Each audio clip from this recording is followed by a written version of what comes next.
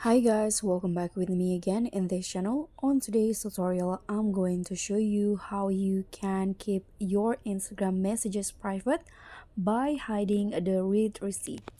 So in here, if you don't want anyone to find out you've already seen their messages to you, you can just turn it off. So you can do it by going to your profiles and then click on the three lines icon at the top.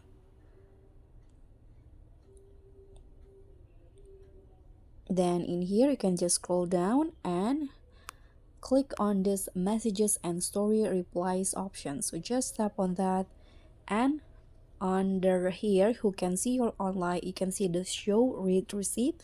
Just tap on that.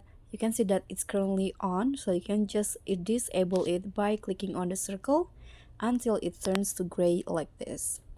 So that's pretty much all. Thank you so much for watching. Don't forget to like, comment, and subscribe. Also click on the thanks. Bye.